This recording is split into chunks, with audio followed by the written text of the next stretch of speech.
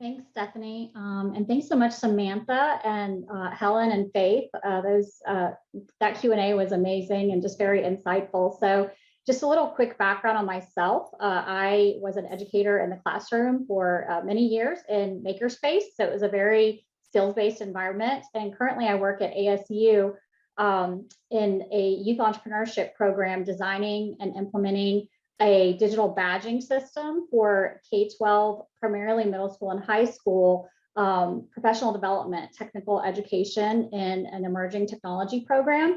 And the schools that we actually service are Title I middle schools, and we're going into Title I high schools. So we're kind of exploring that accessibility lens and students that maybe aren't necessarily in the traditional pathway, or how do we get them to look at that and what are we doing? Additionally, I'm studying digital badges as a collaborative knowledge sharing community within the K-12 professional development space for my dissertation research. So just a little bit about me, and I am going to hand it over to Lynn Zemansky to introduce herself, and then I will get us going with some questions. Hi, everybody. It's really a thrill for me to be part of the Shaping EDU conference. This is the first time I've been involved with this group. I've been involved in skills for a long time. I'm actually trained as a furniture maker, which really aligns with the skill-based education that we're talking about here. I've been teaching in higher ed for a long time, and now I'm at in administration here at Great Bay Community College, which is in Portsmouth, New Hampshire. We are one of 7 community colleges in the state of New Hampshire. We're a very small, fairly rural state. And so we have we work with a lot of smaller companies in the state.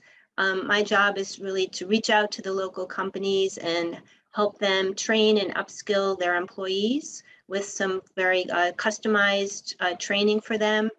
We also offer a menu of sort of open enrollment professional development courses that anyone in the community can take. We also do a lot of federal registered apprenticeships as well. And those are sort of the 3 buckets of training and education that I work in. I've been involved in digital credentialing now for about 1.5 years. It was an initiative started by the then chancellor of the community college system, and they appointed a handful of champions to launch digital credentialings in my area of workforce development and non-credit training. And so we're sort of at an inflection point now where we will wanting to either move this from a project-based initiative to operationalizing it throughout the system and throughout the state. And so I feel like kind of my perspective right now is really boots on the ground, very nuts and bolts, like how do you do this? And kind of coming up, seeing all the hurdles that are needed to really operationalize this in higher ed. Wonderful. I heard you mention upskilling, and that is actually a word that comes up a lot in our conversations. I'm sure most of us that are in here probably understand it, but my initial question that wanted to ask you about micro-credentials, I kind of want to shift that to ask you to just briefly define upskilling in your context, and how do micro-credentials play into that for you, and if so, how? So I think I would define upskilling really for in the way that we use them or see them is with our students might be incumbent workers at a company, and they have a certain amount of skills, but there are some additional skills that the employer is looking to for the employee to have. And so they want to invest in this employee by coming to us and helping them get these new skills. So it's really going back to that idea of trust. It's a trust between the employee, the employer, and us as the educational partner. Great. And when do you interface with the students? Like, do you interact with the students? I interact primarily with the employer and that would be someone in HR, or most often it's a manager, like a floor manager that is looking to upskill maybe a frontline or an early manager in their workforce. Okay. And what sorts of questions do you, whether you've ever heard from students, maybe you kind of hear the conversations, what kind of questions do they have about micro-credentials? Part of our work here in this group is, again, listening to all these voices and trying to help define and come up with some of the answers to some of these like common questions.